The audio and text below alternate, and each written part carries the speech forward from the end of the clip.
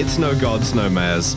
It's November. I'm the mayor of this episode. I'm joined by my co-mayors, Massey and Riley. Ahoy. Hello. And anytime I write about or think about the guy we're talking about today, I get slightly manic. I get slightly carried up in it and with it, even though I know this is not a good thing to do. So I hope we're excited for a very neurotypical episode of podcast today. Yeah, it's neurotypical gods, neurotypical mayors, as we were saying. That's right. Mm-hmm. As we talk about Gabriele D'Annunzio, a guy who would hate being described as a mayor. It is the most venomous personal insult I could possibly deploy against him. I found out that that's even more true than I thought when I was doing his biography for this. And it's a historical guy par excellence. And for 16 months, he was in charge of the city of Fiume against the world. And to me, that makes him a mayor. And we're going to learn a lot about interwar Italian politics, proto-fascism, yoga. Lenin shows up. It's a good time. Tremendous. Does he ever eat a bowl of bolts in oil sauce? Funny you should mention. Oh, good. I'm ready. I'm wearing my It's Fiume or Nowhere sweatshirt that I bought for $300. I have a little bowl of airplane washers sitting beside me that I'm just snacking on. I'm draped in like a 50-foot Italian flag banner. I'm clutching several daggers about various aspects of my person, and I'm ready to talk about D'Annunzio. Yeah. But first, yeah. I had my homeopathic FFS now, as you can see from the bandage on my face, the one bit of my face that got feminized. Yeah, that's right. Yeah, I was going to say, Riley, you're looking very snatched, but only in one quadrant. Yeah. Yeah. They gave me like the one cunty eyebrow. Yeah, Riley went to his doctor and he said, what can you do for me that will drive the two co-hosts of my podcast that are always trying to get me to transition into like a manic, frothing insanity? Mm-hmm. Yeah, and it was microdosing FFS. Yeah. They're gonna. I feel like we're losing track of the whole kind of like youth and vigor here, so we need to move on to Municipal Roundup. Okay, sorry. I was just gonna say I could get like a tracheal shave, but by like 0.5 millimeter. just slightly less, just because you like it. Yeah. My friend Danny Lavery once said to me recently that watching me transition was like watching someone try to open a piece of candy in the movie theater so slowly. And Riley, I hate to be watching you do this as well. Municipal Roundup. Yes.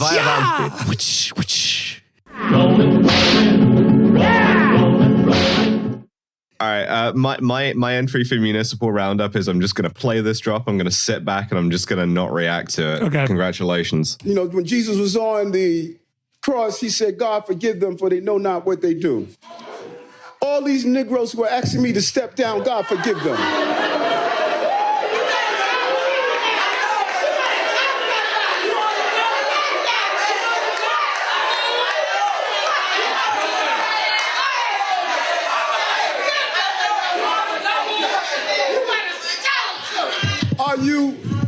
Are you stupid?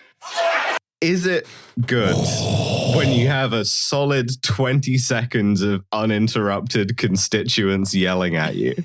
Yeah. Were they yelling at him or were they yelling with him? Well, see, this is a very D'Annunzian question you're posing here, and I think this is going to speak to a lot of the themes that we're going to draw out today. Screaming to a lot of the themes, yeah. Yeah. This is also like, this happened to Adams, and then like a couple days later, which was I think 2 days ago now, we're recording this on the 28th, he like straight up did not show up to a candidate forum. Well, I mean, just as well, otherwise he would have said some more things like that and just been yelled at. Yeah, well, he was like, I can't come. My lawyer says I can't go to the candidate forum. And I think it might be sort of disqualifying for you to be the mayor of a city if you're not allowed to run for it. And that's just one little bear's opinion. I don't know.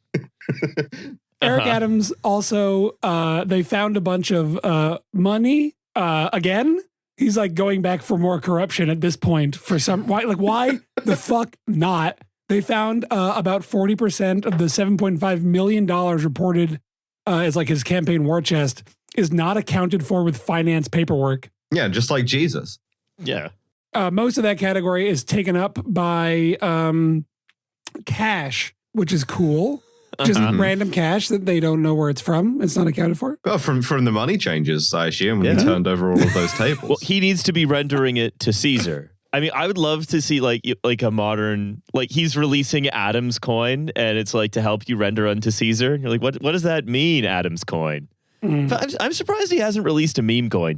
To be perfectly honest, that is kind of shocking. I feel like if he gets back in the office, I think meme coin is like stop number one. We never really found out what happened to him taking Bitcoin as his first paycheck. Sorry, we did. He did it twice, and then they told him he couldn't do it anymore. That's right. Correct, Mundo. It's like, no, we need to do a more like accountable and transparent way of paying your salary, like a bunch of like stacks of used bills that we're going to find in your freezer in like a year's time. Yeah, look, we're paying you Montreal style, where they just give you a sock full of money at the end of the month. They just slide it over the table. Good work this month. Here's your sock. I hate the first of every month where I have to go to the accountant's office at my office and to remove my shoe and wait for him to slip the sock full of money onto my foot. This is also like after he was determined to no longer be allowed to get matching funding because they're like, again, you're under investigation.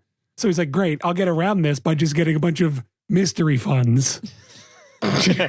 from a secret partner. He's a cool guy. Yeah, he's a cool guy. And hey, it's fun that he's still in office, even though he doesn't have to be.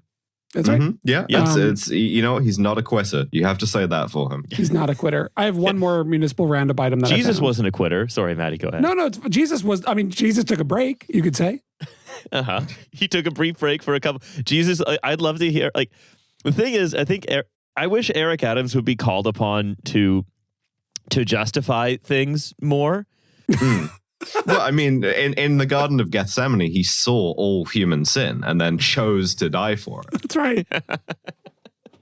This is great because this is going to come out 2 days into Lent. So it's like extra blasphemous. Yeah, I'm looking forward to God slam dunking my soul into hell like a basketball.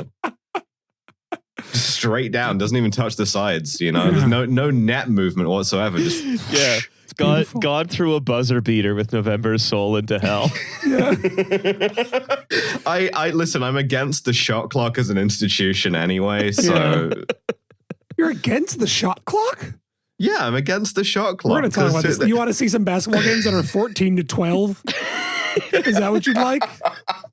Yes, and they should go back to the peach basket. I've got a great new basketball strategy for this new version of no shot clock basketball, which is whichever team scores first, then just holds onto the ball and like dog piles over it. Riley, stop making fun of my insane retro rules application of basketball. That's what they used to fucking do. Is they would get a lead and then people would just hold on to the ball. Yeah, it's cool. It sucks.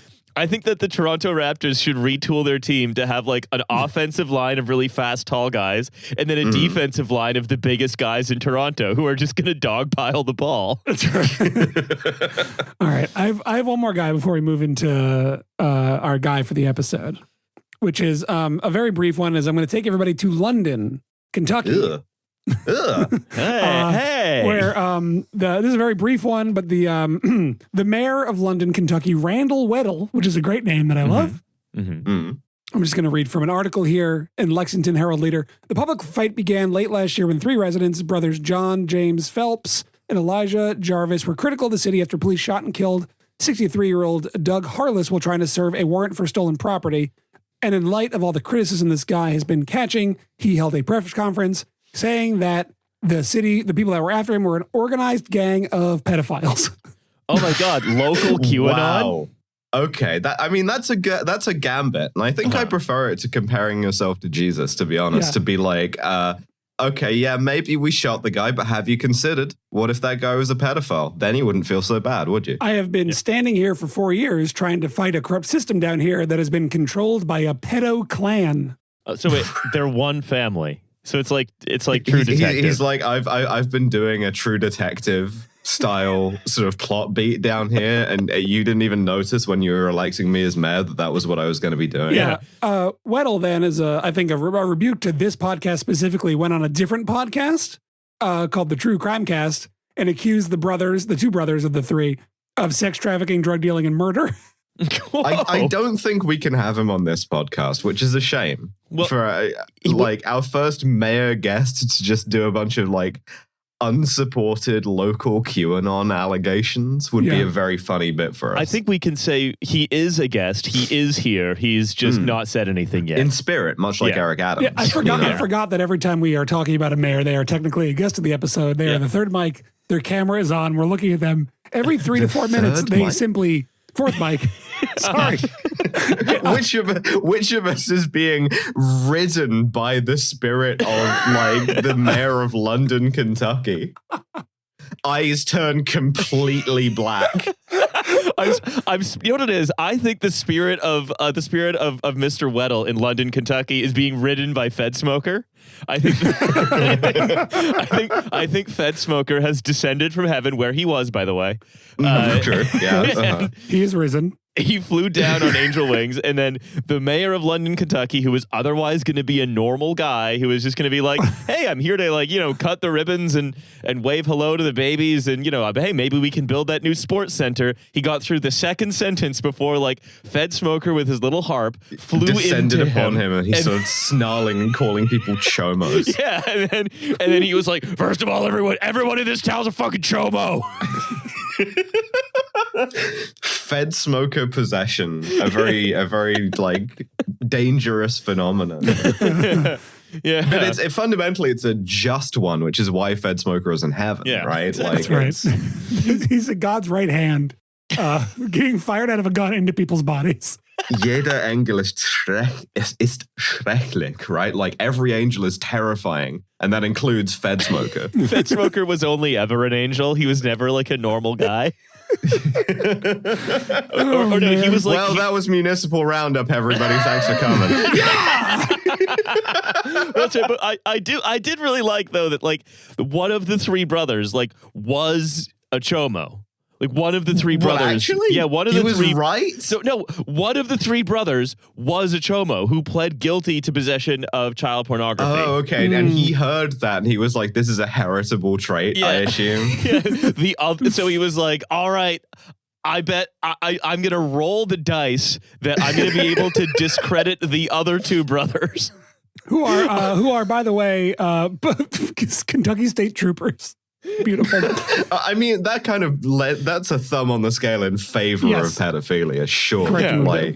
But also, the mayor also has a sort of an enabling lawyer who's just who's basically has I'm willing to hear this guy out is the thing. Yeah. The photo of him and the lawyer is just really outstanding. I'm going to put it in the show notes on Patreon. Oh, wow. Okay. Yeah. They're standing in front of a big sort of Flagstone fireplace with a small catering table. Yeah.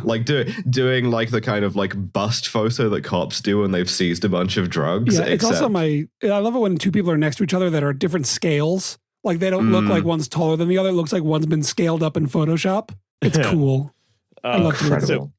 At time of recording, the mayor's lawyer has just given the plaintiffs, the two brothers, the not known to be chomo brothers, an ultimatum, basically saying that the mayor will basically do a parade by today, by day of recording. He says drop the lawsuits today, or the mayor will do a parade with all of the alleged victims of the other two brothers that he says are chomos. That feels inappropriate to do a kind of anti-chomo parade. So it's a victim-focused parade, victim-led parade. So the lawyer said, if this case is still pending past 5 p.m. tomorrow, we are all going down the rabbit hole and we're going to find everything that's in it. Oh my God. People say they, as an abolitionist, people argue with you and they say, what will you do, right, for victim justice? And the answer is, of course, a shame parade. Shame parade. The shame parade. Yeah, I think that's clear. My favorite MCR album. So, let's see. Let's keep an eye on London, Kentucky. Let's see what's going on with the parade situation there. Well, by the time it comes out, comes out, the parade will have either happened or not. Like Elon Musk fighting Zuckerberg, the parade keeps getting pushed back for various flimsy excuses. Right. There was a 20% chance of rain. We couldn't have the parade today. There was a double booking on Main Street. It was going to be the Orphan Dogs Awareness Week. We couldn't have the parade today. The orphan dogs of remarkable size and strength. Okay, that's enough municipal roundup. Hiya. Goodbye. Hiya. November, tell me about your guy.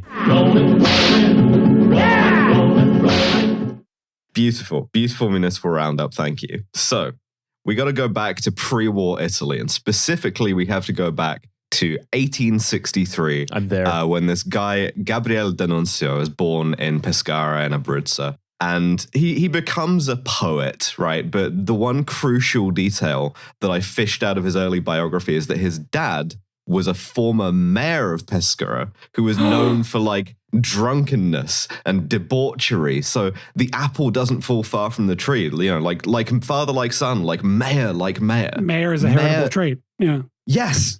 I have this drive, even though I reject the mayorness of my father, I have a drive to wield power over a locality. I don't want your life, but he's talking about being a mayor.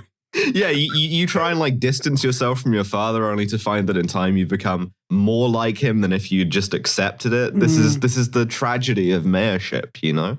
But so he can write is the thing, and he becomes a poet, becomes a novelist, all of that.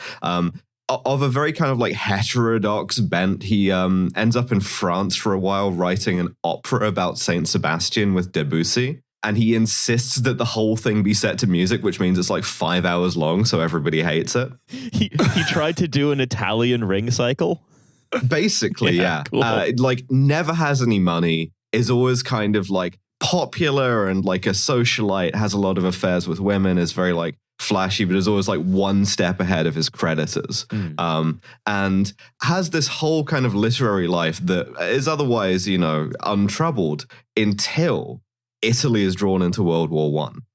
And like a lot of Italian intellectuals, this is a guy who loves the war, loves the concept of the war. He does a bunch of like speeches in favor of it, one of which he actually kind of prefigures effective altruism. Oh. He does a kind of like parody sermon on the Mount in which he says, oh, blessed be those who have more, for more will they be able to give, which gives you a sense of the guy.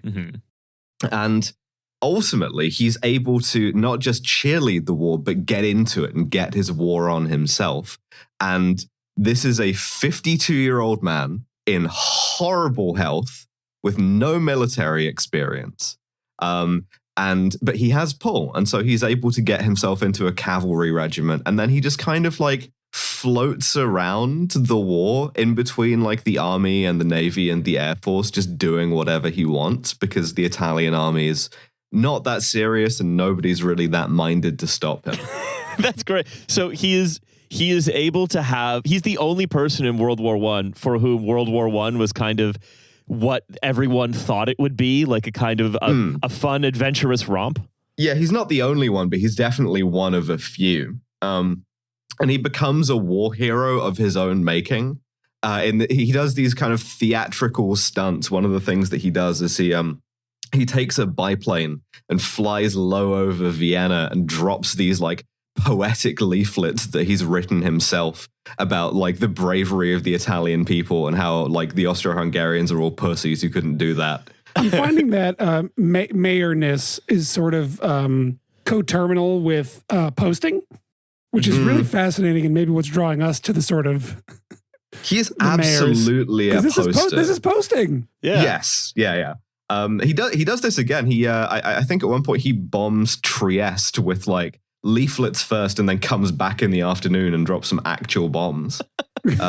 He loses an eye in a flying accident, and he doesn't tell anyone that it was an accident, so everyone just kind of assumes for the rest of his life that he lost it in combat. Oh, this is so redolent to so many modern valor borrowers. Like I'm immediately reminded of Madison Cawthorn, the representative who was who is slightly too embarrassing to be allowed to continue to have a job, who just let people assume because he's very pro-troop that he like got he was paralyzed. His legs, right? Yeah. Yeah, he was paralyzed in war as opposed to in a car drunk driving accident.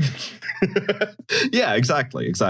And so this kind of like cult, this narrative around D'Annunzio springs up of him sort of like charging Austrian trenches in the middle of the night with pistol and knives, dressed in a cape, which is like almost certainly false. He spent most of the war like socializing, but the stories are generated. He is not. You say he's a poster. I think he's a very specific type of poster. He's a forum poster. He is not a social media poster. Yes, yeah. There is a kind of like absolute self-belief and sincerity about him, which is gets to the heart of all of this. Yeah, there's sort of like self-mythologizing his forum poster to the core, I feel. Yeah. Mm-hmm.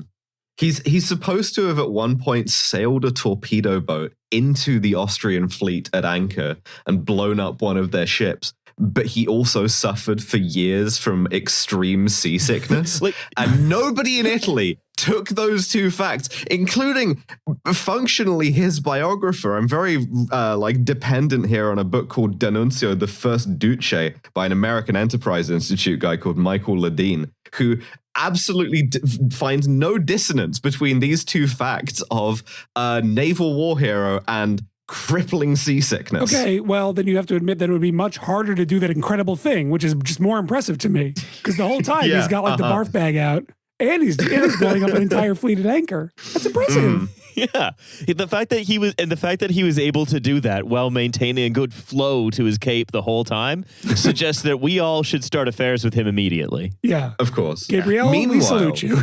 Yeah. Meanwhile, everyone else is having like a horrible, like actual First World War. And in particular, I really recommend the book M, Son of the Century by Antonio Scorati for this, who gets into exactly how the fascist movement depended on these special forces groups, the Arditi, who were doing sort of like horrible things because in general, the distribution of a kind of like a front in a war in World War I was like 90 out of 100 guys are just like bakers, right? Who have been conscripted. They don't want to be there, but they want to be in like military prison less. And then the other 10 guys are the guys with whom something is like wrong. And those guys love killing. Those are your like Ernst Junger kind of like Storm of Steel kind of guys. And they used those separately to do things like trench raids, there's a kind of like mix of like death and killing and homosociality and like male nakedness. All of these guys are like completely like pathologically shirtless all the time. They're like diving into the Piave River like covered in mud, completely naked with a knife between their teeth to climb out and like stab Austrians. And this creates this kind of like hyper-patriotic, hyper-nationalist in-group of guys who really think that, like, if you didn't fight in the war, your life isn't worth living. And if you didn't fight in the Arditi with them, you didn't fight, right? It's like this is the kind of recruiting ground for the Freikorps in Germany, and in Italy these guys are called Arditi. And at the end of the war, they're all kind of at a loss because they loved killing, and now they don't get to do it anymore. Yeah, I mean, it does. Mike, I've alluded to this already in the episode, but November knows very well that I think that one of the funniest people to ever live in history is the poet Marinetti, the Italian futurist. Yeah, Filippo Tomasi Marinetti, for yes. so many reasons. One of which is all he wanted from his whole life once he found out that there were Arditi was for them to like him. Yes. And he dedicated, and it's like there were people who would like, it wasn't just these guys. There were people in Italy who dedicated themselves to like worshiping at the cult of these guys who hated them. Yes, and this is the thing. The one curious exception to this was D'Annunzio. He had never been an Ardito. He had never done any of this stuff, but they loved him. Like this sort of like self-mythologizing, short, bald, repulsively ugly man with like notoriously bad teeth. They all of these guys who had done nothing but like stab Austrian conscripts all war looked at this guy who had like crashed one plane one time and were like, I will die for you, sir. He was their Trump. Yeah, I mean, an eye patch does look pretty cool, I will say, in his defense. I think it's a really easy way to get people on side when you've got an eye patch. It looks and they loved him. He was like an honorary ardito. He's sort of like adopting some of their customs, like their like unit patch was like a black flame, and he started like adopting that too. But so Italy wins the war, and if you remember GCSE history, it kind of gets shafted at the Treaty of Versailles, right? Because in order to like join the war, they had signed the Treaty of London, which promised them a bunch of stuff in North Africa and the Adriatic, right? No, I'm not super up on World War I. Italy was neutral and got dragged into it, right? Was the idea? Yeah, Italy joined the Allies in exchange for this promise of like territory, basically. And then all of a sudden, when the war was won, Americans were very into like self-determination and like, no, we don't want to do that, right? And also, Woodrow Wilson was like, I don't think you guys are fully human. Yeah, nobody liked Italians. Yeah. And the Italians had spent the war building up this conception of like Italian virtue and manhood and honor. And they're like, the war is not just like a stage, but a kind of redemptive blood sacrifice. Yeah. So like all of the youth of Italy, and that's the reason why the fascist song is an old Arditi song called Giovinezza, youth, right? Is all of the kind of youth and beauty of Italy is like sort of sacrificing itself for honor and renown and kind of like status. And meanwhile, you look at, Wilson looks at this and says, the ice cream guys? the like organ grinder monkey guys? No, get the fuck out of here. Woodrow Wilson is just like, what are they, like more closely related to spaniels than humans? Like, what do we... Like what species are these things? Yeah, their food has too much garlic in it, and that in this time is considered disgusting for some reason. Yeah, exactly. And so, like, D'Annunzio is a big part of the mythology around the end of the war. If you've heard the phrase "mutilated victory," that's one of his. This idea that Italy was being betrayed in victory, right? Because all of the stuff that they were supposed to get out of the war was just being handed off to like Yugoslavs, effectively. And yeah, Woodrow Wilson was like, I guess those guys are they more related to like Labradors? Those are better than Spaniels, I guess. That's a more noble dog. The French were pro-Yugoslav as well, because they thought it was like, balance of power stuff. The British didn't really care.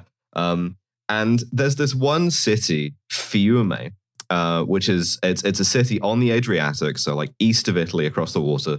And it was technically part of the Austro-Hungarian Empire, but because the Austro-Hungarian Empire is weird, it was administered as like an exclave of Hungary. And it was this kind of like backwater port. And it was kind of its ethnic makeup was like you have Hungarian aristos. They imported this kind of client Italian bourgeoisie that made up about like half of the actual city. And then all the manual labor was done by Croatians who like mostly commuted in, right?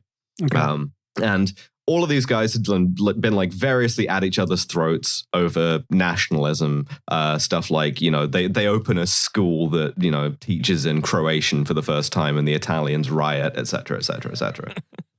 And, but like, it's a nice city. It's like weirdly progressive and heterodox in a lot of ways. One thing that Ledine's book cites for this is that it had indoor plumbing as early as 1912. So It's nice compared to Italy.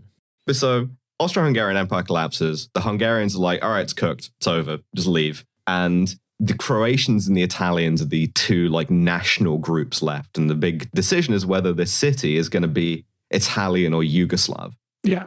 Which a hard question considering the entire city's in the middle of Yugoslavia. Yeah.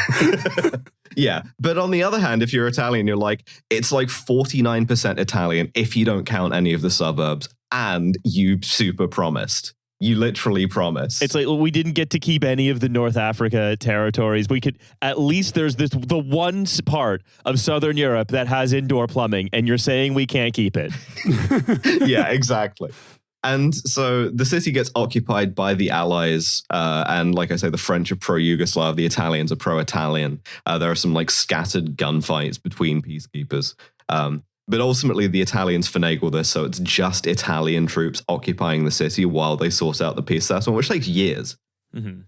And the Fiumans fucking love this. They go on this like charm offensive to try and win over the troops, which is a pretty easy sell because Fiume is like, you don't have to shit outdoors. Mm-hmm. It's Great. by the Adriatic, so it's very pretty. Love it. Mm-hmm.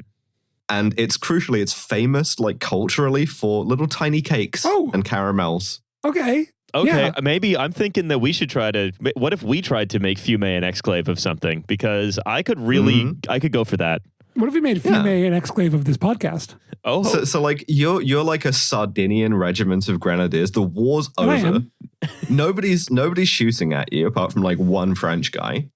And every so often, the most beautiful woman you've ever seen is like, here is a fresh Zabalion, you know? Please enjoy this. Please fall in love with my city. Yeah. if you're also thinking about like the sort of war ravaged because like the other thing is that we've talked about the unification of Italy actually twice in the last few episodes because that also was included in like talking about the Lateran Treaty. Yeah, I'm a big believer in the one Italy policy. Yeah, the other sort of thing to remember as a piece of background to this is that the unification of Italy was in many ways like the national project that wasn't. Like it never create, and this is like this is what like people like Marinetti were reacting against, which is like we have this nation. And yet we're still have all this lassitude. We're still undeveloped. We're still not mechanized. We have not rocketed into the future. Well, as well, like if you're like a maps guy, if you're an Italian irredentist, you don't think of Italy as being just like the boot, right? You think Italy includes Dalmatia. It includes that bit around the Adriatic that includes Fiume and like a bunch of stuff that's now Croatia. Yeah, I mean, it definitely includes Fiume now that I'm done getting gassed and I'm eating a beautiful cake on a toilet. Yeah, and I should also say Italian politics at this time and also every subsequent time is mostly about scheming. And so you have I wonder this if anyone ever makes a board game about that. Curious. Probably not. Yeah, so you have this whole right wing that's like deeply disillusioned by the peace settlement that is constantly scheming about, hey, maybe what if we've already got like troops there? The Yugoslavs are kind of a joke. What if we just take the whole territory? What if we just take Dalmatia? But the Americans won't let them. I wonder what kind of dog lives there. Yeah. And so What are we gonna do? Let a spaniel administer a city? That's crazy talk. it's Dalmatians over there. It's crazy. So at the Paris Peace Conference, the Italians agree sort of provisionally to cede Fiume to Yugoslavia. They switch out these Sardinian grenadiers, and the Fiumans make a whole production of this. There's like beautiful women throwing themselves at their feet, weeping as they're marching out. There's kids like hanging onto their arms and legs, like, you know, don't betray us and our beautiful cakes to the barbarous Croatian. It's like the Parent Trap. Yeah, kind of. Yeah. And of course this works. And so they march out of town. They get to the next town, which is a little town called Ronchi, and they just stop. Right. And they disobey their orders, and a bunch of the officers write to Gabriele D'Annunzio. There's just a chain of children holding hands to ankles all the way back to Fiume. Put on another child, they're getting to Ronchi. And so there's the poor fucking like Sardinian officer is just like trying to write, and there's a kid hanging off his arm. You forgot your cake, mister. The kids are just there's kids running. The smallest kids are running up and down the human bridge formed by the bigger kids to just do a bucket chain of like cakes, tiny cakes. So they write to D'Annunzio to be like, please come and like take command of us and just seize the city. Signore D'Annunzio, my country yearns for freedom. Yeah. Literally, yes. Also, right. it's like they're writing to I think the important thing to remember as well is they're writing to the guy whose main thing he ever did was like go and pretend to be a war hero at parties. Yes, they are writing to a pretend war hero being like, it's like Chicken Run. It's fucking heartbreaking. It's like, oh, we know you're like so good at war. So like if you come in with us, that nobody's gonna fuck with us. Yeah, it's fucking the Seven Samurai. Yeah. And so D'Annunzio, for like reasons that I think are now obvious is like, I don't want to, right? And yeah. I hurt my back. I would totally do it, but I can't now. He does claim to get sick the day before the plot is supposed to go This off. guy rules. I'm into Which, it. by the way, he twists that so when he does end up taking the city, it's like, and he rose miraculously from his sick bed. So this is me. You set expectations low. He did. Like him having a hurt tummy has probably saved his life before. So he was like, it is so funny to get like the cappingest guy in pre-war Italy to be like, hey, you used to like, slaughter entire villagefuls of like Austrian conscripts with just like with this. You're basically Italian John Wick as far as we're concerned. You're Italian Master Chief. Yeah. Please come and like liberate. Can you please come and like, we'll just watch if you want to single-handedly liberate Fiume from Yugoslavia. And meanwhile he's in Venice just like, oh shit. Okay. Riley, would you call him the copy di tutti capi? So another thing about D'Annunzio really is that even if he weren't kind of lying about being a war hero, right, he's also like pathologically indecisive. He's this weird mystic. He loves to claim to look for like hidden signs before doing stuff. So when they come to him with this plot, he's this like, is so meat-coated. This date is really like inauspicious for me, like 5 times before he can't weasel out of it anymore. And it's so funny to me that they're like, okay, he knows the dates. He wouldn't have all the war hero stories he told. They were all on auspicious dates. So we just need to wait. And that he picks the date of the like supposed torpedo boat thing for this because he thinks it's auspicious. Okay, he has OCD, guys. That's all it is. I got this too. It's the same thing.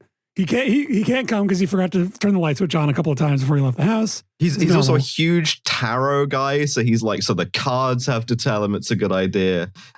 This is, by the way, the kind of guy who writes everything with a quill. So yeah. But finally, he can't put them off anymore.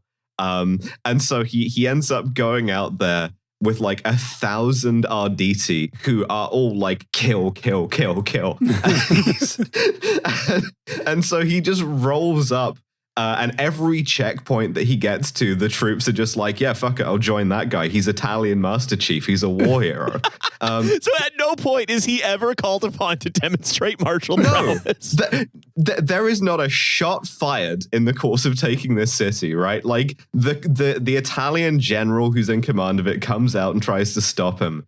And he just gets up and Scarratti says he's in like a bright red sports car at the head of a column of like 1,000 people. And he like tears open his shirt where he's got his gold war medal over his chest. And he's like, all you got to do is shoot me. And of course, they all like desert to him. That makes perfect sense, though, because he's like, once he sees people buying his lie, then he just gets more and more and more encouraged. Yeah. Also, shooting him probably wouldn't even do anything. He would probably bounce off. He's so strong. And so they drive into the city. Also, sorry. Last thing before we go on. The fact that he's, I am imagining he is standing on a bright red sports car and having torn his shirt open. He is like a Southern European music video from the 1990s. But like instead of a ripped Fabio guy, it's this like tiny bald like bad teeth gentleman, And so they enter the city. It's called the Sacred Entrance, right? There's a film crew that every woman in the city is like there and like cheering and armed as well because Fiuman women had gotten the vote before Italian ones and they were all quite organized and radical. They run out of flowers to throw at him. Quickly, start picking tulips. I see a snowdrop there. He goes to the palace. He unfurls this big flag, which is the war flag of his dead buddy, Giovanni Randaccio, who had died in the war. He's like, one of his big things during speeches is like, do you honor this bloody flag or whatever? And he waves this giant flag around and he says, Italians of Fiume, in the mad and cowardly war, Fiume today is the symbol of liberty. In the mad and cowardly world, there is a single pure element, Fiume, There is a single truth, and this is Fiume. Fiume is like a blazing searchlight that radiates in the midst of an ocean of objection. And then he goes and collapses. and he's kind of thinking, okay, well, great, good job, right? Yeah, I'm gonna go back. I'm gonna go back to like lying and having affairs in the Italian peninsula. One of the actual like Fiumans, a guy called Host Venturi, wakes him up and is like, "They have put you in charge of the city." While you were asleep. Yeah. The Italian council have elected him comandante. He thought he was just going to do the speech and leave, right? But instead, they have made him dictator. Sir, we've made you Mussolini Zero. You have to wake up. Yes. And he really didn't want to do it. Nobody wanted him to do it. One of my favorite details about this is a telegram from the US ambassador in Rome writing home about this saying, "Oh, well, we assume he's just going to kill himself." Literally, the phrase is, choose some sensational way out of the situation, such as a melodramatic attempt at suicide. I love that. Unseal the hushed pasta shell. We need Master Chief to govern Fiume. But so the Italians surround the city. They don't trust their own troops to attack it because all of the soldiers and officers are like, this is a hero, right? He has to announce that he's not taking defections anymore because he has too many. Yeah, this has now happened a couple times with him, it seems, where like he really doesn't want to be put in a position of like power, authority, danger, or whatever. But whenever it is impossible to avoid, he does say fuck it and go full tilt. Yeah, he orders in a crystal vase full of flowers and a silver goblet full of chocolates. Who wouldn't, to be fair? If I'm ever made mayor of somewhere, that's the first thing I'm doing. Pietro Badoglio, the Italian commander opposite him, lists the troops that D'Annunzio has under his command and is like, there are no others because he didn't want any more. He sent back an entire battalion that defected to him. I love this guy being like, making up stories about how he's the most like incredible guy to ever live. And then every time someone's like, yeah, we agreed. He's like, get out of here. You shouldn't talk. Don't listen to me. Yeah. It's the most rizzed up man in history. He's so afraid of success.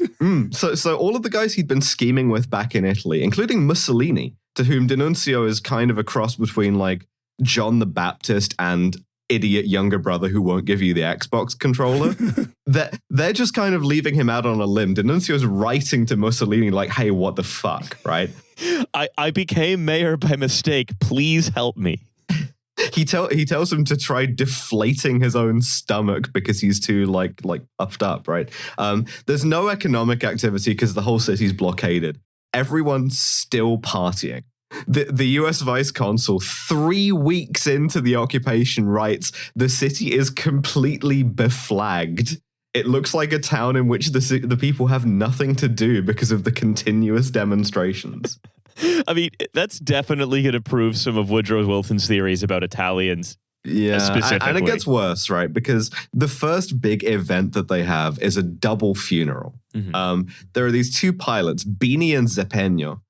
They take off on a reconnaissance flight over the city. Engine fails, they crash. Zepegno gets impaled on a cast iron fence. It's pretty nasty, right? But these are the first 2 deaths for the city of Fiume.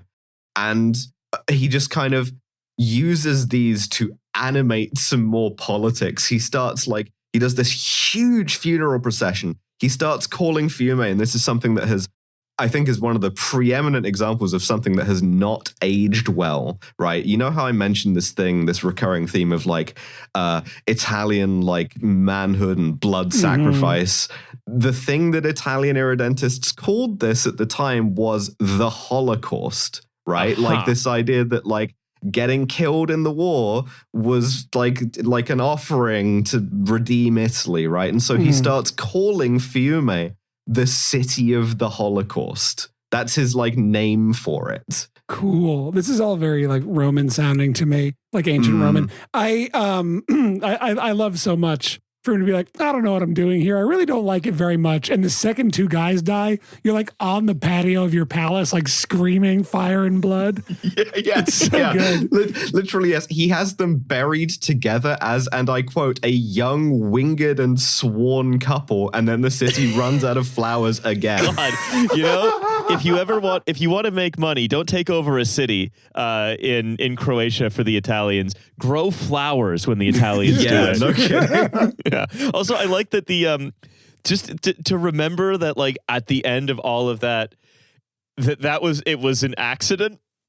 Yes. Yeah. They died for like no reason, and it didn't matter. No one even shot at them or anything. So meanwhile, the Arditi are just like fucking anything that moves, doing every drug imaginable. So it's Italian Fort Bragg. It's Fort Braggadocio. Very good. One of his guys is this guy called Guido Keller. He had been a fighter ace, and was now a kind of like a professional ardito, right? And so he puts Keller in charge of something he calls the Office of Armed Coups. And in order to just get these guys out of the city, they start doing like pirate raids. Just like into Yugoslavia or like against Italian shipping for supplies. And this works so well that the economy is, it's kind of a joke, but it sort of works. Nobody's starving. Wait, so what we're saying is that Fiume was probably the first pirate city outside the Caribbean in a while. Yes. Okay. Yeah. I want to say some more shit about Keller because he's one of the weirder dudes here. Very into yoga, very into swastikas in a mystical way. Habitual nudist, including before the war. He got arrested a bunch of times in Genoa for just walking around with his cock out. Had like a lot of gay sex with his own men. Had a pet eagle whom D'Annunzio kidnapped once as a prank. That doesn't seem like who you want to prank. Well, because he loved the guy, and like he used to just like rusticate himself out of the city and go and sleep on a haystack with his men. Sure. Why not? I have a story here, and this is from again the first Duce. In October, for example, Keller took off on a surveillance flight over nearby Yugoslav territory. The engine of his plane failed, and as he floated down slowly over a broad plain, he saw a set of buildings beneath him with a spacious field in their midst. He landed his aircraft in the field and discovered that he had set down in a monastery, and the monks leaned out of their cells to shout at him in a language he did not understand. In a few hours, he managed to repair his plane, but in the meantime had found a miniature donkey in the field and become fond of it. So it was that when Keller flew back to Fiume, he had a tiny donkey lashed to the struts of his landing gear, and he gave the animal to the commandante. What's okay? This didn't happen, right? This is all a thing that you made up. Don't know. The whole story. This city does not exist. There's actually no such thing as Italy. This can't be real. He's flying around with a tiny donkey strapped to his fucking World War I Red Baron ass plane. November, you expect me to believe that he's flying around with a donkey tied to a plane a donkey he found that he stole from monks in a language in a country where he doesn't understand what they're speaking? A country that doesn't exist? Monks that aren't real? November. It gets worse. It gets so much worse. I do like the idea that when Fiume, when he lands back in Fiume, the donkey's got to make sure its hooves are moving like a Flintstones car. Becomes part of the landing gear. So he's not a very like vengeful dictator, is D'Annunzio. Well, he's got this beautiful donkey to calm him. Yeah, exactly. So like people keep getting like convicted for things and he just pardons them for anything for any reason, including treason. Well, yeah, because he's so indecisive. He'd just be like, please, Il Duce V1.0. This guy was coming in here with a gun to kill you, to restore like the sovereignty of Fiume to like the Yugoslavs. And he was like, I don't know. Just turn him loose. Don't do it again. I flipped a coin and it said to keep him alive. I don't know. There's this strange mimesis that occurs. People start dressing like him. Officers start wearing white gloves and perfume and eating chocolates. People start Sorry, I want to say like they him. don't, because I have the notes in front of me. They don't just start eating chocolates. They are eating chocolates out of silver goblets like he does. This is like a fucking like a dancing plague has taken over the city, or like it was this like another fungus issue, like where the bread had gone bad. It's not so much a dancing plague as like as a being cool plague. He makes this Belgian musicologist and poet into his foreign secretary, this guy called Leon Koznitsky. And he recalls hearing himself and realizing that he was talking like D'Annunzio when he had to say like 4 months, and he just naturally said like 120 days and 120 nights. Everyone developed a million flourishes, is what you're saying. Yeah, I mean, this is all of us talking like Trump for 20 minutes an episode. Yeah, right? Like yeah, this is Everyone is fucking everyone. D'Annunzio preposterously claims that, and this is a quote, "From the moment I arrived in Fiume, I have maintained a Franciscan chastity," which is not true. His main girlfriend is this concert pianist, and Keller gets so jealous of her, he tries to like plot to kidnap her and like maroon her on a desert island. This prank war is getting out of hand, I have to say. All right, guys, social experiment. What happens? Speaking of priestly chastity, at one point, a bunch of like local monks try and secede from the church for their right to get married. Oh, wow. Yes. To each other, I hope? I think to women, sadly, but like they like throw out this banner with "We will remain here splendidly," which is one of D'Annunzio's lines. But he like washes his hands of it because he's very indecisive. He believes it is the church's problem. You do wish that he would have taken up that cause, you know, just being like, yeah, all right, let's do a third Protestant Reformation. Yeah. Why not? Monks should marry. Okay, sure. I'm adding that into. It's in the constitution of what I'm now calling Party Town, Italy, which is the name of the city. And he's still hoping that the Italian government's just going to take the city. But the Italian Prime Minister, Francesco Severi Nitti, he prevaricates, he like stalls, he's waiting for the next elections. It's the Bay of Pigs, basically. It is it down to the idea of like the sort of like psycho war hero exiles who are like going in and seizing the city. It's like if they'd seized territory and held it. Yeah. Because like there's no economy because of the blockade, but also there's like people aren't starving. So D'Annunzio just kind of like howls about how infants are starving, and he sends all the children in the city back to Italy to make Nitti look bad. No, what he's doing is he's creating hedonism. Yeah, kind of. Also, he starts calling Nitti Kagoya, which is kind of like this untranslatably foul shit creature. Like a shit elemental. Yeah. Meanwhile, the city economy, which is predominantly pirate-based, is collapsing on its own. And I have a long quote here. What? No, come on. What? This is a kind of sarcastic, like satirical magazine thing from the time. The money that has free circulation in Fiume is that with the new seal, Città di Fiume, stamped on the notes, which had the old stamp with the same words on it. However, these bills, for the convenience of the public, are rarely found in circulation. The purpose of this measure is to avoid problems for the people. Thus, the money that actually circulates is Yugoslav. Here a distinction must be made. Some of the notes are good, others are false. To tell the difference, one need simply look at them. The bills with no seal stamped on them are not good, but they can be used nonetheless. Those of 1,000 crowns are good, but nobody wants them. Those with the Hungarian seal are sometimes accepted, sometimes not.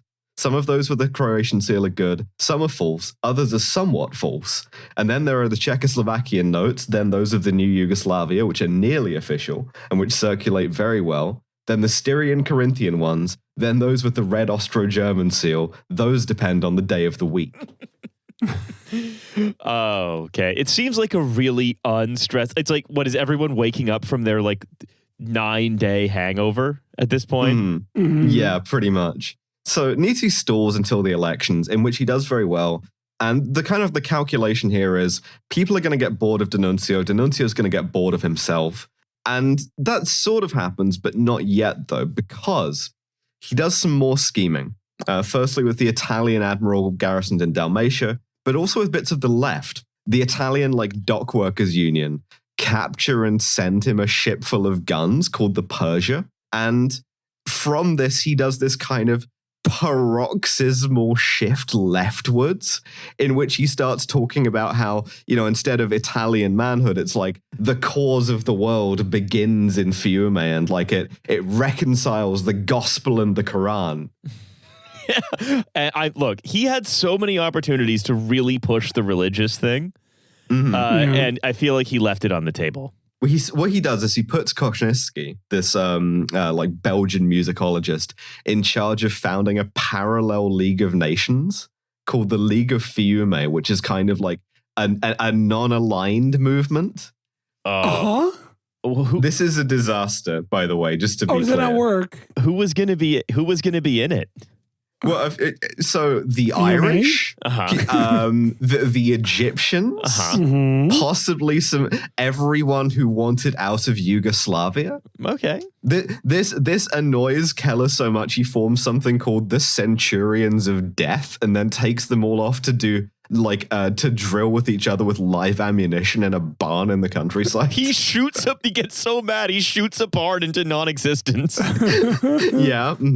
Meanwhile, the Soviet Union sends one guy called Engineer Vodovosov, who sends Lenin's compliments as a revolutionary and a box of caviar, and then tells them, yeah, we want nothing to do with you. Yeah, you're too weird. You're not communist. Not only that, but they don't even want to risk alienating the Italian government by meeting with them formally. And all of the Italian socialists were all against the war, so they all hated D'Annunzio for being pro-war. Yeah, and it's also, it's I think a very subtle insult that the caviar was not in a silver goblet. His preferred way of eating, it's in a box. Look, I just think it doesn't matter whether it's D'Annunzio in Fiume or BSW in Germany, there is a place for socially conservative, economically liberal politics. So there's this whole drama around the League of Fiume, where Koczynski, he has these meetings. Some of them are stupid, some of them are serious. He sends 250,000 rifles to Egypt, just kind of in case they needed them. But I'm giving you 250,000 rifles just to hold. Yeah. How do they have 250,000 rifles just lying around? Because the port union guys had sent them this ship full of them, effectively. Okay. But meanwhile, they're trying to make deals with the Montenegrins and the Albanians, and those guys are like, well, we need guns, and they don't have any because they sent them all to Egypt. Would you guys take some flowers? There's this one bit where he convinces himself that his agents are meeting with a bunch of different Egyptians, but it's just one guy whose name they get slightly different each time. And this guy just gets to be in different luxury hotels in Rome for 3 months in exchange for nothing, and then leaves them with a 10,000 lira bill. So wait, they were we're going to form a league with Egypt. And so they met an Egyptian guy, and then they were this is 20 guys. Yeah, because they're well, that's Abdul Said, and then this other guy is Dr. Said, and then this other guy is Abdul Sayis, who, that's not a typo, I assume. Great. Yeah, we're in league with Egypt, a country I'm hearing is called Egypt 2. This one's called Egypt. Egypt. The Principality of the Sinai, the Upper and Lower Nile Delta. Privately, D'Annunzio agrees that the League has collapsed. 10 days after that, they announce it publicly, and they claim it has already obtained the explicit adhesion of Ireland, Egypt, all of Islam, and all the peoples engaged in the just struggle against the barbarous domination of the Serbs. This is an entire, what if a city was a state was Theranos, kind of? Yeah. Sort of accidentally fooled everybody and then just decided to start going along with it. Domestically, there's this one syndicalist called Alceste de Ambris, who is kind of anathema to all of these right-wing guys, but is there to try and push the regency left. So he has them declare this. It's originally going to be a republic, but then D'Annunzio gets scared of the word, so he calls it a regency, the Regency of Carnaro, which has a kind of very Freemasonic kind of emblem of like an Ouroboros, like a snake eating its own tail, and like lots of other mystical elements. And they write this constitution, the Carta di Canaro, which is like this incredibly weird syndicalist constitution where it's like total human rights. Everyone is a member of one of 10 job-based corporations. So like if you're a fisherman, your life is beholden to the Fisherman Corporation. And all of those corporations organize to elect 2 parliaments, and also do like, it's got a huge emphasis on the ceremonial. So like all of those corporations are supposed to like venerate their dead and like celebrate heroes and like put on public fairs and stuff. This is right-wing Icaria they're trying to create. Yes. Yeah. They literally, it makes choral music a like cornerstone value, like constitutionally, of the state. Like every child is going to be educated as a chorister first. If D'Annunzio had gotten a hold of the book My Travels in Icaria, yeah, like they would have gotten so much closer to the big dogs. Tiny donkey or big dog, which way, Western man? And like the whole time D'Ambris is trying to tell him, no, you're supposed to use this to precipitate the revolution in Italy, right? And at this point this is becoming more and more of a joke, and it's never going to happen. All of the guys who just wanted Fiume to be part of Italy are like, why are we attached to this strange experiment in choral music? And he's so out of hand. Yeah, and so D'Annunzio is constantly like convinced he's surrounded by turncoats and cowards. And finally, the Italian government signs the Treaty of Rapallo, which gives Fiume to Yugoslavia, like they wanted to do all along. And D'Annunzio is like, this is ultimate betrayal. No one will stand for it. Surely this won't be widely popularly accepted. And of course it was.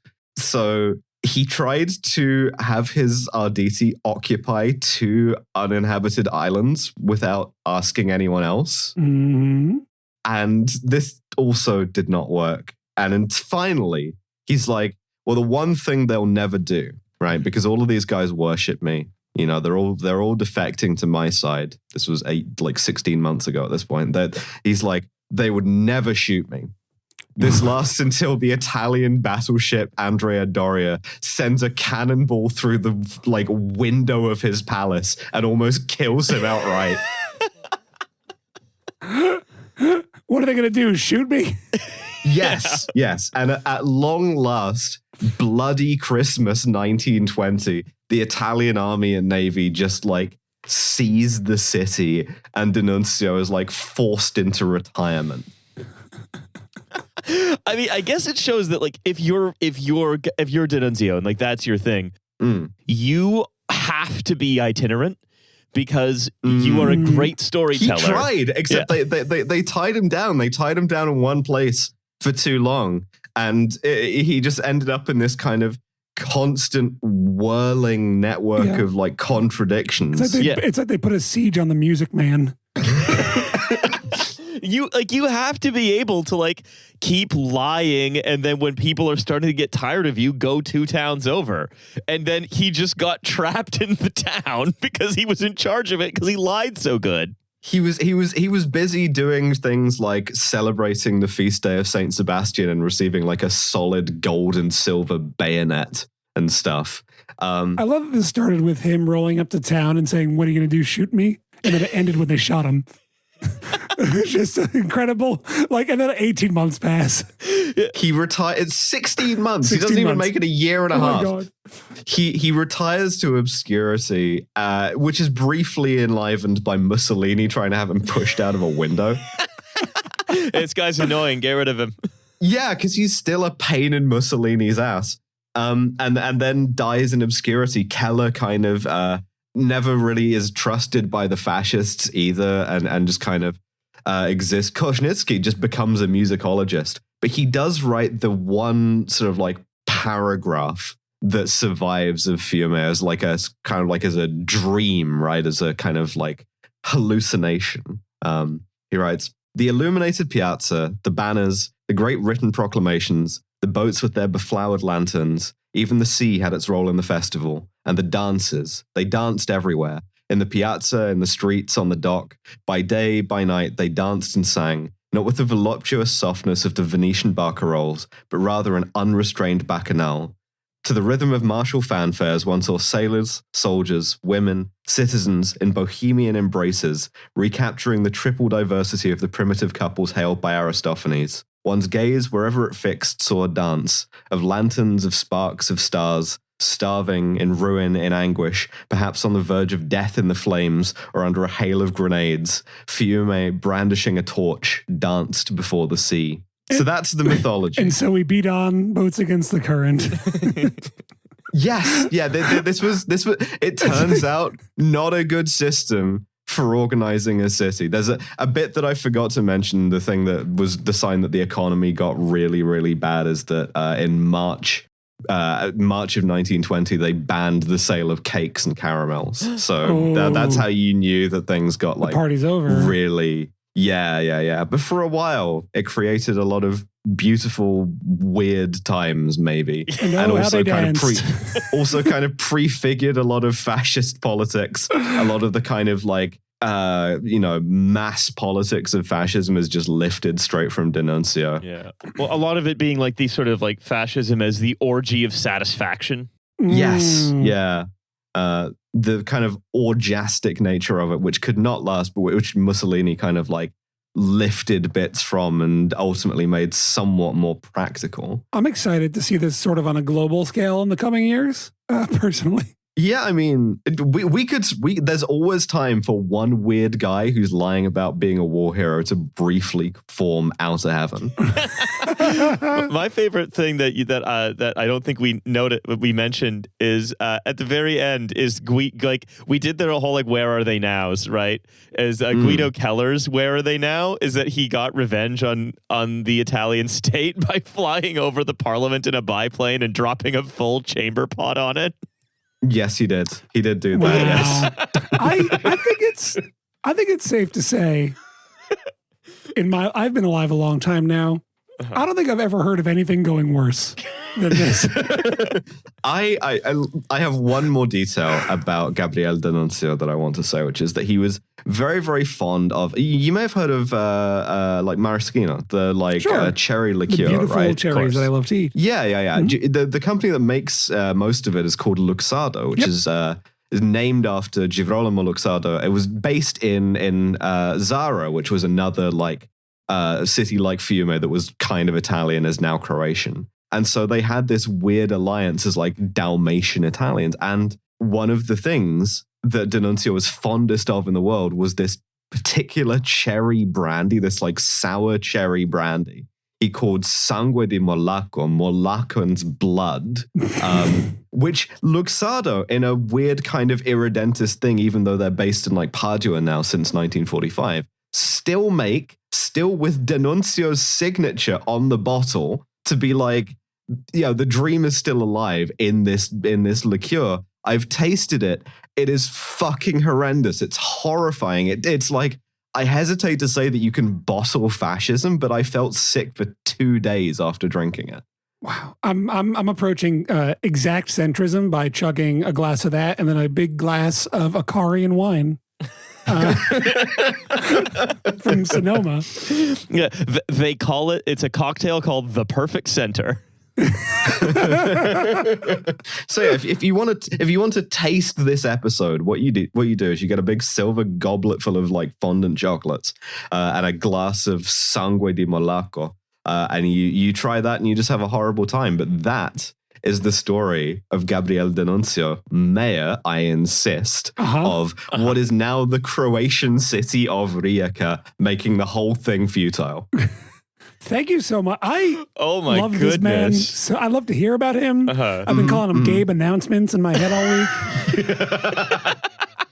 I mean, this goes back to the thing, right? Where this is a guy who ends up being a proto-fascist, but who you can see just kind of backs himself into that corner by just sort of scamming and grifting whoever he's around to just get to the next day. So it's like, so it's seductive how much you want to not root. Yeah. I'm not going to root for him. Right. Because it's like this thing, right, where, I don't want to go back to always The Sopranos as the form of reference, but let's go there, where because Tony is the protagonist, you end up just like rooting for the protagonist.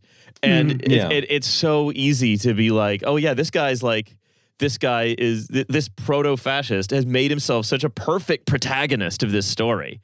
And he has so many of these like, it's so easy to tell how the things snowball from just like, I like writing kind of bombastic poetry to I have accidentally become a figure of like a kind of revolutionary right. Yeah.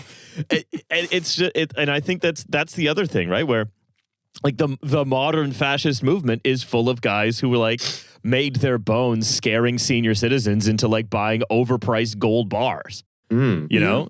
It's crazy how many of these guys are just treading water. Yeah. This is a guy who treaded water and then ended up being pulled by a very, very strong current. I think further than anyone, including he, expected. Yeah, I think that's the historical judgment on Gabe announcements. So, thank you so much for joining us. What a guy! Thank you so much. What a guy! This was a free episode, I believe. Believe so. We have a Patreon. You can subscribe to it and get some bonus episodes. Our next bonus episode, we know what that's going to be. No, because I've not turned in my homework yet. But it's going to be. I'm back in the marriage chamber for that one. It'll probably be somebody that was the mayor of a city this time. Because just pick a pope. Any pope will do. Meantime, thank you so much for listening. We will see you next time. Bye everyone. Bye.